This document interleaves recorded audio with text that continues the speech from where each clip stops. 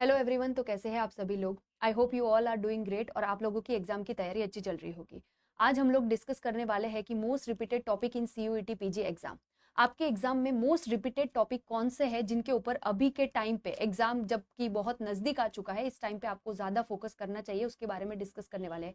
हम तीनों ही सब्जेक्ट का देखने वाले हैं, वन बाय वन देखेंगे, ऑर्गेनिक का, इनऑर्गेनिक का और फिजिकल का, कि कौन से टॉपिक से मैक्सिमम नंबर ऑफ क्वेश्चन पूछे गए हैं, कौन से टॉपिक ज्यादा इंपॉर्टेंट है। ठीक है। अब यहाँ पे मैं लेके आई हूँ आप लोगों के लिए पिछले 4 सालों का एनालिसिस। पिछले 4 सालों में कौन से टॉपिक से कितने क्वेश्चन पूछे गए, कितने मार्क के पूछे गए हैं, उसके बारे में बात करने वाले हम लोग। ठीक है, वन बाय वन बात करेंगे। सबसे पहले तो जिन भी लोगों ने अभी तक के 99 रुपीज की टेस्ट सीरीज को नहीं लिया है, जल्दी से लीजिए और टेस्ट लगाना चालू कर दीजिए, बिकॉज अभी आपके पास में ज्यादा कुछ समय बचा नहीं है।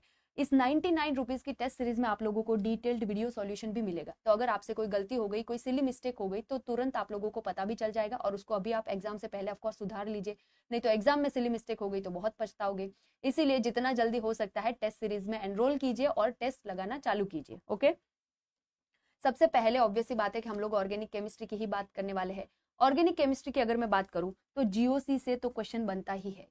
22, 23, 24, 25 हर साल जीओसी से क्वेश्चन आए एंड ऑफकोर्स मार्क देखिए बहुत ही ज्यादा हाई वेटेज रखता है जीओसी।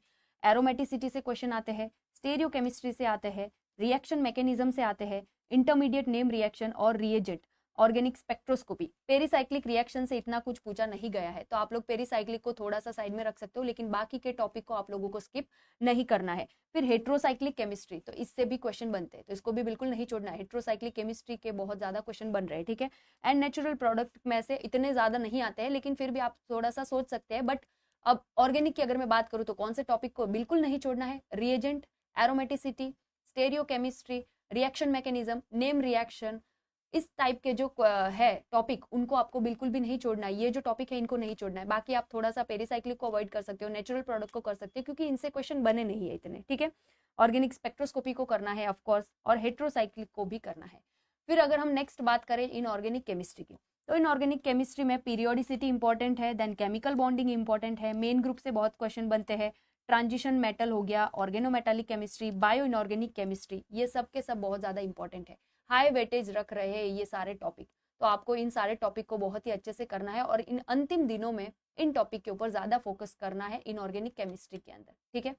आगे अगर हम बात करें फिजिकल केमिस्ट्री की, तो फिजिकल केमिस्ट्री में atomic and molecular structure, physical spectroscopy, group theory से उतने कुछ आते नहीं, लेकिन सॉलिड स्टेट हो गया, लिक्विड स्टेट हो गया, फिर chemical thermodynamics, chemical and phase equilibria, electrochemistry और केमिकल काइनेटिक्स, ये सारे के सारे टॉपिक बहुत ही ज्यादा हाई वेटेज रखते हैं, इंपॉर्टेंट टॉपिक है, तो इनको अच्छे से प्रिपेयर करना है। मैंने तीनों ही बता दिया कि ऑर्गेनिक में आपको किसको थोड़ा सा अवॉइड कर सकते हो और कौन से टॉपिक को बिल्कुल भी अवॉइड नहीं करना है। फिर इनऑर्गेनिक की बात रही और फिर फिजिकल की बात रही। तो यहाँ पे ये जो टॉपिक मैंने अभी अभी बताए हैं, इनको अभी बहुत अच्छे से प्रिपेयर करना है। ऑब्वियसली आप तो कर ही रहे थे, अब और ज्यादा maximum number of question practice कीजिए और इन टॉपिक का बहुत ज्यादा जितना हो सकता है उतना रिवीजन कीजिए और प्रैक्टिस कीजिए। बट अब आप यही कर सकते हो, revision and question practice, revision and question practice, और यही करना है आप लोगों को।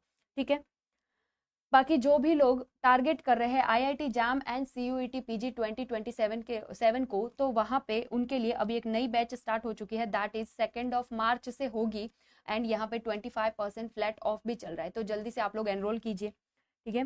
बाकी जिन भी लोगों के पास अभी तक के आईएफएस का ऐप नहीं है, तो जल्दी से डाउनलोड कीजिए, बिकॉज यहाँ पे आप लोगों को फ्री प्राइम क्लासेस मिलते हैं, प्रीवियस ईयर क्वेश्चन मिलते हैं, कुछ प्रैक्टिस क्वेश्चन मिलते हैं, पेपर का एनालिसिस मिलता है, एग्जाम का सिलेबस, एग्जाम का कट ऑफ, एग्जाम का पैटर्न, सारी की सारी चीजें मिलती है। एंड ऑफ कोर्स सब कुछ फ्रीली अवेलेबल होता है, किसी का भी कुछ भी कॉस्ट नहीं है। तो जल्दी से आप ऐप को डाउनलोड कीजिए। Okay. So thank you so much everyone, I hope this video helps you all. Okay, thank you.